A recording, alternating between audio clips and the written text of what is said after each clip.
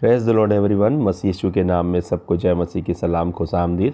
प्रियो, आज का वचन हमें सिखाता है कि जब परमेश्वर की महिमा चर्च से चली जाती है या उसकी भवन से चली जाती है तब क्या होता है और किन कारणों से वो महिमा चली गई, उन 10 कारणों के विषय में भी हम देखेंगे। तो पहला हम पढ़ेंगे वचन यिर्मयाह 2 अध्याय उसका 13 पद लिखा है, क्योंकि मेरी प्रजा ने 2 बुराइयां की है और उन्होंने मुझ बहते जल के सोते को त्याग दिया और उन्होंने हौद बना लिए, वरन ऐसे हौद जो टूट गए हैं और जिनमें जल नहीं रह सकता। हाँ प्रियो, आज हमने इस प्रकार के हौद बना लिए हैं जो कलीसिया जिसे कहते हैं, लेकिन हमने बहते जल के सोते को भी त्याग दिया है। और कई बार हमारे जीवनों में ऐसा होता है कि हम कलीसियाओं में कहते हैं कि ये मेरी कलीसिया है, ये मेरा वो है ना, और ये मेरा भवन है, ये मेरी भेड़ है। और इस प्रकार से हम कई बार आपसी डिनोमिनेशन में आपस में बढ़ गए हैं। इस प्रकार चर्च के भी कई डिनोमिनेशन बन गए हैं। कोई बोलता है मैं मेथोडिस्ट हूँ, कोई बोलता है कैथलिक हूँ, कोई कई प्रकार की बातें कहता है। और इस प्रकार के जो डिनोमिनेशन और टीचिंग्स में जब फंसे रहते हैं तो उनके लिए चाहे हम कुछ भी कर दें तब भी उनका जल मीठा नहीं हो सकता। यहेजकेल 47 अध्याय उसके 11 पद में ऐसा लिखा हुआ है कि परंतु ताल के पास जो दलदल और गड्ढे हैं उनका जल मीठा ना होगा, वे खारे ही रहेंगे। हाँ प्रियो, ये एक बात खास यहाँ पर बताई जा रही है कि वो खारे ही रहेंगे। क्यों रहेंगे? क्योंकि उन्हें पता ही नहीं चला कि महिमा चली गई है। और हम इन वचनों के द्वारा आगे देखते हैं। देखिए, सैमसन को भी हमें देखते हैं कि हम सैमसन को बिल्कुल भी पता नहीं चला कि प्रभु से छोड़कर चले गए। और यदि अभी और आने वाले वर्ष के लिए भी आपको किसी चीज़ की रक्षा करनी चाहिए, वो आपकी महिमा है और इसके लिए आपको खड़ा होना चाहिए। अगर आपको कोई लड़ाई लड़नी है तो वो ये है कि अपनी प्रतिष्ठा को बरकरार रखने और उसे चमकाने की लड़ाई। अगर आपको कोई युद्ध लड़ना ही है तो अपनी प्रतिष्ठा के नष्ट करने वालों के खिलाफ लड़ाई करें। हाँ प्रियो, इसलिए मैं आज यहाँ तो किसी के लिए प्रार्थना कर रहा हूँ, यीशु के नाम से आपके जीवन में मंडरा रहे महिमा भंग करने वाले सभी प्रकोप नष्ट हो जाएं, यीशु के नाम में। आमीन, आमीन, आमीन। प्रियो, महिमा शायद कान फाड़ देने वाली गड़गड़ाहट, बिजली की चमक और गरज के साथ उतरती है। हाँ प्रियो, जब किसी पे अभिषेक उतरता है वो ऐसा ही होता है, लेकिन जब वो चली जाती है तो इसके बारे में बिल्कुल भी इंसान को पता ही नहीं चलता। हम साउल राजा के विषय में देखते हैं कि साउल पर जब अभिषेक उतरा तो वो नबूवत करने लगा, लेकिन जब उसको परमेश्वर का आत्मा छोड़कर चला गया तो वही साउल जो नबूवत कर रहा था उसे बिल्कुल भी एहसास नहीं हुआ कि उसके जीवन से परमेश्वर का आत्मा चला गया। हाँ प्रियो, ये चीज़ हमें देखना चाहिए। और इन 10 बातों के कारण कलीसिया से महिमा चली जाती है। तो आइए हम इन्हें सुधारें और इन चीज़ों को देखें कि कौन सी 10 बातें हैं जिनके द्वारा ऐसा होता है ना। तो मैं एक बार फिर प्रार्थना करता हूँ कि यहाँ मौजूद किसी भी व्यक्ति के किसी के प्रति महिमा भंग करने वालों का हर क्रोध यीशु के नाम में शांत हो जाए, शांत हो जाए, शांत हो जाए।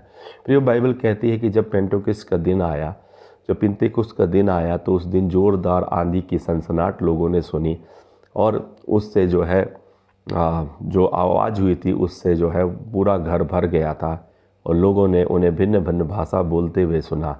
लेकिन हम जाते हुए का हम कुछ भी नहीं देखते। तो जब सैमसन पर अभिषेक आया तो सार्वजनिक घटना थी, खूब वाह मिली, लेकिन जब आत्मा चली गई तो ये शांत घटना थी, और वो भी वेश्या के शयन कक्ष में। हाँ प्रियो, बहुतों ने वेश्याओं के शयन कक्ष में, व्यभिचार के शयन कक्ष में, चोरी के शयन कक्ष में और झूठ के शयन कक्ष में अपनी महिमा बेच दी है। सैमसन की महिमा वासना में थी और वो ये नहीं जानता था। सैमसन को इस बात का एहसास ही नहीं था कि उसने क्या खोया है। उसने सेखी बखारी, मैं पहले की समान बाहर जाऊंगा और मैं खुद को झटक दूंगा, उन सब को झटक दूंगा, और उसे इस बात का एहसास नहीं था कि प्रभु उसे छोड़कर चले गए हैं। इसलिए शोर ईश्वर की उपस्थिति का संकेत नहीं। शोर चाहे संगठित हो या असंगठित, मतलब बहुत सारे लोगों द्वारा हो या थोड़े लोगों द्वारा, लेकिन परमेश्वर की उपस्थिति का संकेत ये नहीं है। हर कोई बता सकता है कि महिमा कब आती है। हाँ, जैसे तेज जोर हवा से आवाज़ आती है, लेकिन ये बता नहीं सकते कि वो कहाँ गई। वैसे ही महिमा कब गायब हो जाती है, धुंध के समान पता नहीं चलती। समस्या ये है कि महिमा को कौन दूर भगाता है और ये अचानक क्यों चली जाती है, मनुष्य को खतरे में डाल देती है। क्योंकि जैसे ही प्रभु सैमसन से दूर गया उसका अंत आ गया, जैसे ही महिमा वापस ली गई सैमसन का अंत हो गया। और ऐसा क्यों, इसका उत्तर हम देखते हैं यहेजकेल 33 अध्याय उसके 30 से 32 में। हे मनुष्य के संतान, तेरे लोग घरों के भी दीवारों और दरवाज़ों पर तेरे विरुद्ध बातें करते रहते हैं, और एक दूसरे से हर कोई अपने भाई से कहता है, आओ मैं तुमसे विनती करता हूँ और यहोवा की ओर से आने वाले वचन को सुनो। वे तेरे पास वैसे ही आते हैं जैसे लोग आते हैं, और तेरे सामने वैसे ही बैठते हैं जैसे लोग बैठते हैं, और तेरे वचन सुनते हैं परंतु उन पर अमल नहीं करते, क्योंकि वे मुंह से तो बहुत प्रेम दिखाते हैं परंतु उनका हृदय लालच से भरा हुआ है। देखो, तू उनके लिए एक ऐसे मधुर गीत गाने के सवाले के समान है जिसकी आवाज़ सुरीली है और जो वाद्य यंत्र को अच्छी तरह से बजा सकता है, क्योंकि वे तेरे वचन सुनते हैं परंतु उन पर अमल नहीं करते। तो प्रियजनों, यह परमेश्वर की चर्च के लिए एक अत्यंत गंभीर संदेश है कि आधुनिक समय में मसीहों पर लगभग 10 अलग अलग बातें पाई जाती हैं, जिसके कारण जो है पर कलीसिया से महिमा चली जाती है। हम देखेंगे पहली बात को यहाँ पर। पहली बात है, जो हम बाइबल का जो वचन हम पढ़ते हैं, धर्म ग्रंथ का जो ज्ञान है, उसकी घोर कमी। बाइबल संबंधी अशिक्षा व्याप्त। बहुत सारे लोग चर्च में आते हैं लेकिन उन्हें बाइबल का कोई ज्ञान नहीं है। बुनियादी कक्षा में वे नहीं जाते, सदस्यता की कक्षाओं में नहीं बैठते, बाइबल अध्ययन कहीं पर हो तो वो नहीं जाते, रविवार के स्कूलों में वो भाग नहीं लेते। वे बाइबल घर तो ले जाते हैं लेकिन पढ़ते नहीं। धर्मग्रंथों की घोर कमी है, और ये कमी इतनी अधिक है कि कुछ लोग तो अपनी बाइबल खोलना भी नहीं जानते। बाइबल में आप जहाँ से खोलना चाहते हैं वहाँ तक पहुँचने में आपको कुछ ही सेकंड लगने चाहिए। अगर वे कहते हैं कि इस वचन को खोलें, लेकिन आप फिर उसे ढूंढने के लिए इंडेक्स को इस्तेमाल करते हैं, तो आप सही जगह पर नहीं हैं। और यह हमारी पहली समस्या है। ये समस्या पादरियों से लेकर आम सदस्यों तक सभी पर लागू होती है। किसी व्यक्ति का टेलीविज़न पर बोलना ये साबित नहीं करता कि उसे बाइबल का बहुत ज्ञान है। हाँ प्रियो, है ना। तो इसलिए क्या है, बहुत से लोग प्रार्थना कर सकते हैं लेकिन धर्म ग्रंथों को समझने वाले कुछ ही लोग होते हैं। शास्त्रों की समझ भी यही कमी है, समझ की भी कमी यही है, और जिसके कारण शत्रु इतने सारे मसीहों को भ्रमित कर रहा है। धूर्तता से छिपाया हुआ पापों का गुणन। दूसरी बात है धूर्तता से पापों को छुपाया जाना। यदि आप उन मौन अधर्मों को जान ले जो कुछ मसीह करते हैं, और आप उन पर विचित्र स्थानों को जान ले जहाँ पर वो लोग जाते हैं, उन पहाड़ों को जान ले, भविष्यवक्ताओं के पास जाए, तो आप आश्चर्यचकित होंगे। वो विश्वासी चुपचाप अपने पापों को बड़ी चालाकी से छुपा रहे हैं। यह चालाकी है। तुम नबियों से झूठ बोलते हो, परमेश्वर से सेवकों से झूठ बोलते हैं। वे अपने हाथ ऊपर उठाकर कहते हैं, मुझ पर अभिषेक हो, जबकि वे बहुत ही चुपचाप और छिपे हुए पापों में लिप्त हैं। कई भाइयों ने वेश्याओं के शयन कक्ष में अपनी वर्तमान और भविष्य की सारी संपत्ति बेच दी है, फिर भी वे प्रार्थना कर रहे हैं, और ये गंभीर समस्या है और ये मसीह धर्म को त्रस्त कर रही है। सुसमाचार प्रचार के प्रति अरुचि कई लोगों के अंदर है। आज के विश्वासी दूसरों के साथ सुसमाचार साझा करने, लोगों की सेवा करने में रुचि नहीं रखते। जब आप उनसे लोगों के साथ सुसमाचार साझा करने के लिए कहते हैं तो वो कहते हैं, लेकिन मैं तो धर्म प्रचार में शामिल नहीं हूँ, तो मुझे ऐसा क्यों करना चाहिए।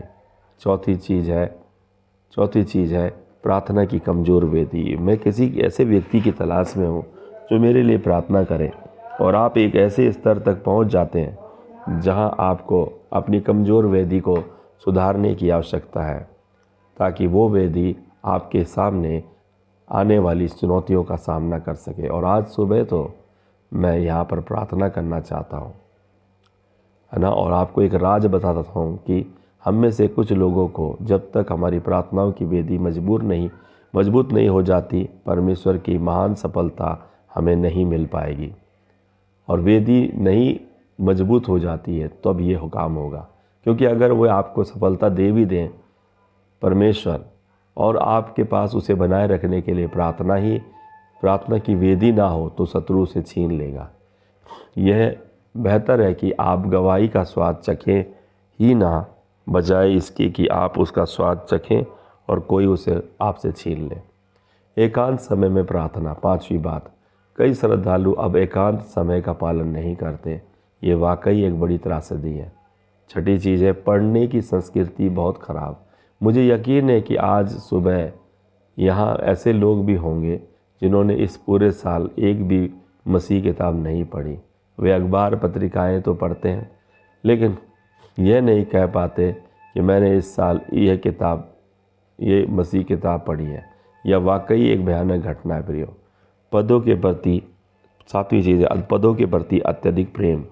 देखिए, मसीहों में आजकल लोग उपाधियों के दीवाने हैं और तरह तरह के नाम, है ना, his holiness, his preeminence, his super spiritual, reverend, doctor, professor, सब कुछ उपाधियाँ। हाँ प्रियो, सब कुछ उपाधियाँ और देख रेख, उसकी देख रेख और इसका मुखिया, उसका मुखिया। पदों के प्रति अतिरिक्त प्रेम, ये सभी पद खोखले हैं जिनका अंतिम समय में कोई महत्व नहीं होगा। पैसों के प्रति अपवित्र आकर्षण, आठवीं बात है। आज के मसीहों के जीवन में पैसों के प्रति असंतुलित प्रेम है ना, और लालसा बहुत ज़्यादा बढ़ गई है। नौवीं चीज़ है मनोरंजन प्रेमी। आधुनिक मसीह मनोरंजन को इतनी गंभीरता से लेते हैं कि लोग हंसाने के लिए चर्च में कलाकारों को बुलाने के लिए बहुत लोकप्रिय काम है समझते हैं। उन्हें मनोरंजन पसंद है, जबकि चर्च मनोरंजन केंद्र नहीं बल्कि युद्ध क्षेत्र है। वो एक सैन्य बैरक है और बहुत गंभीर मामला है। उपदेशों से अप्रभावित रहना, 10वीं बात। ये वैसा ही है जैसे किसी ने बुलेट प्रूफ जैकेट पहनी हो और आप उस पर गोली चला रहे हैं, क्योंकि उसने बुलेट प्रूफ जैकेट पहनी है इसलिए गोली से उसे कोई असर नहीं होगा। ये ठीक वैसे ही है कि आपने वाटरप्रूफ छाता हो या वाटरप्रूफ होने के कारण पानी अंदर नहीं जा सकता। ठीक वैसे ही जैसे ध्वनि को रोकने के लिए इमारत होती है, जब आप उस किसी इमारत में ध्वनि रोधक बनाते हैं तो आपके द्वारा उत्पन्न होने वाली कोई भी ध्वनि बाहर नहीं जाती। अब ये बहुत बड़ी समस्या है। मैं उन लोगों को से गुहार लगा रहा हूँ जो सुनने को तैयार हों और आज के वाकई मसीह उपदेश में बिल्कुल अप्रभावित है। आज के लोग, वे परमेश्वर के घर आते हैं, लंबे समय तक ठहरते हैं, लेकिन उनकी जीवन शैली में कोई बदलाव नहीं है। और आप ईश्वर के घर आते हैं लेकिन उनकी बातों को पूरा करने का अनसुना कर देते हैं।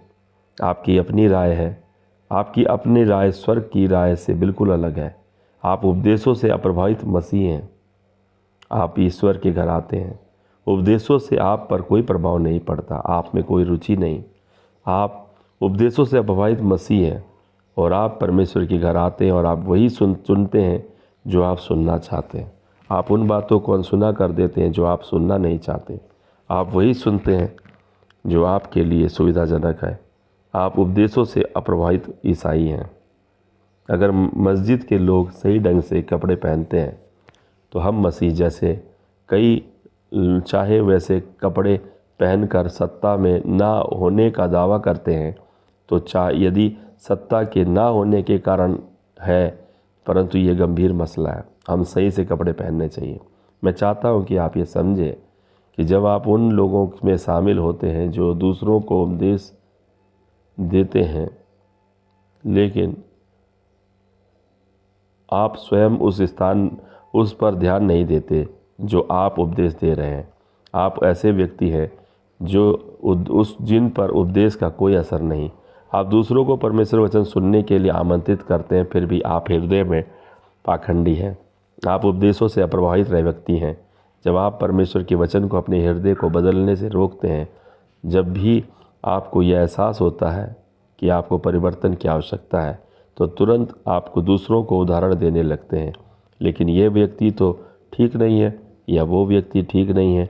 अभी जब मैं बोल रहा हूँ, आप कह सकते हैं वे फला व्यक्ति के बारे में बात कर रहे हैं, लेकिन मैं फला व्यक्ति के बारे में नहीं, परंतु आपके बारे में बात कर रहा हूँ। जब आप परमेश्वर के वचन को अपने जीवन में परिवर्तन लाने से रोक देते हैं, तो आप एक ऐसी चीज़ कर रहे हैं, है ना। आप एक ऐसी रणनीति अपना रहे हैं जिसका उपदेशों पर कोई प्रभाव नहीं पड़ता। मसीह आते हैं और परमेश्वर की बातें सुनने में दिखावटी रुचि तो प्रकट करते हैं, लेकिन उनके हृदय में कोई परिवर्तन नहीं होता। और ये गंभीर मामला है। आज यहाँ मौजूद उन माता पिता के लिए मुझे बहुत दुख हो रहा है जिनकी उपदेशों से परे जीवन शैली उनके बच्चों को भी भ्रमित कर रही है। वे बहुत भ्रम पैदा कर रहे हैं और यहाँ तक युवा चर्च में आने वाले बच्चों को भी भ्रमित कर रहे हैं। वे लंबे समय से और घर पर उनका उपदेशहीन जीवन उनके अपने बच्चों के लिए भी कारगर नहीं, सार्वजनिक जीवन में तो दूर की बात है। और जब कोई व्यक्ति चर्च की गतिविधियों में शामिल होने में रुचि नहीं रखता और चर्च को एक सामाजिक समारोह मानता है तो वह उपदेशों से अप्रभावित मसीह होता है। और जब प्रवचन के दौरान आप या तो सो रहे हो या बातें कर रहे हो तो आप एक ऐसे मसीह हैं, हालेलुया, जिन पर प्रवचन के दौरान आप सो रहे हैं तो आप एक ऐसे मसीह हैं जिन पर प्रवचन का कोई असर नहीं पड़ता। आप परमेश्वर के घर आते हैं, कोई नोटबुक नहीं, कोई बाइबल नहीं, कोई लेखन नहीं, किसी भी रूप में कि कुछ भी रिकॉर्ड करने के लिए आप पर नहीं है। आप एक उपदेश और सिद्ध ईसाई हैं। और जब आप परमेश्वर के साथ ज़रूरत से ज़्यादा घुल मिल जाते हैं तो और फिर कभी सावधान नहीं रहते तो आप बाइबल में वर्णित यहूदा भाई के समान हो जाते हैं। वे परमेश्वर के वचन के सर्वश्रेष्ठ शिक्षक के अधीन बैठा था और इस तथ्य के बावजूद कि यीशु ने कहा था कि तुम में से एक आज रात मुझे धोखा देगा। बहुत से मनुष्य के पुत्र जैसा लिखा है वैसा ही हो जाएगा, परंतु उस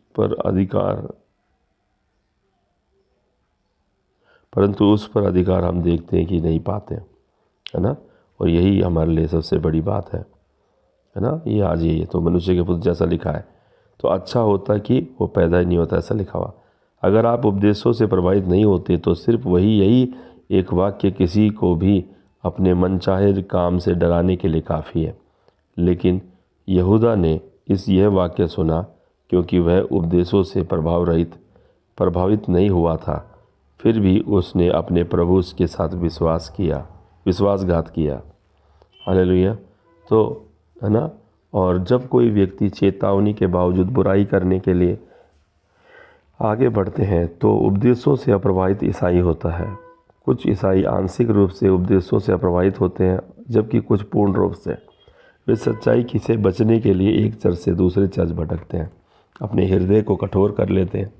बाइबल में वर्णित भयानक भविष्यवाणी उनके जीवन में पूरी हो चुकी है और मैं प्रार्थना करता हूँ कि यीशु के नाम पर उपदेशों से अप्रभावित रहने वालों की भयानक भविष्यवाणी आपके जीवन में पूरी ना हो। आमीन।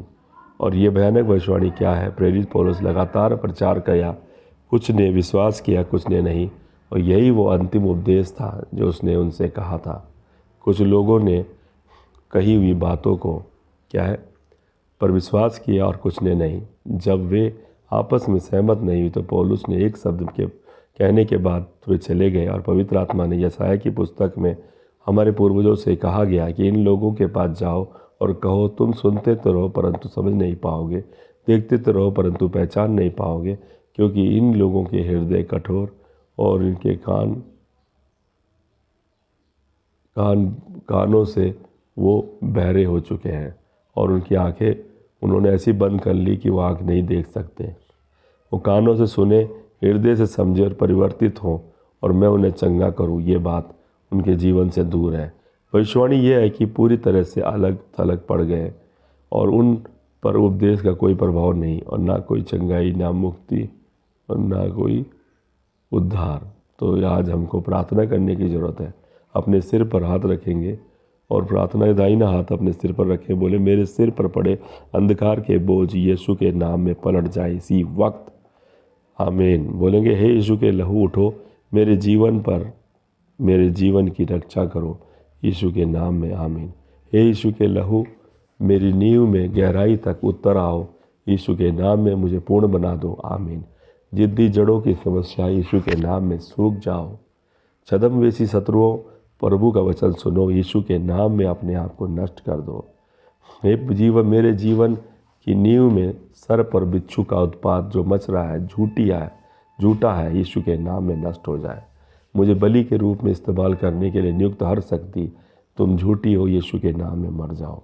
मैं यीशु के नाम में शत्रु के साथ किए गए हर अचेतन समझौते को तोड़ता हूँ। मेरे जीवन पर भ्रष्ट ईर्ष्यालु लोगों की और दरगारमय शक्तियाँ यीशु के नाम में नाश हो जाएं। मेरी प्रगति में बाधा डालने वाली हर लाल सागर यीशु के नाम में रास्ता दे।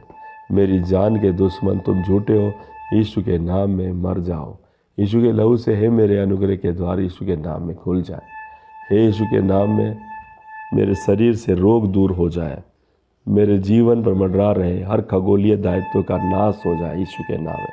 मैं यीशु के नाम में अपने सितारे को हर अंधविश्वास की शक्ति से मुक्त करता हूँ यीशु के नाम में। आमीन। यीशु के नाम में आप सब पर आशीर्वाद हो। आमीन। जय मसीह। God bless you.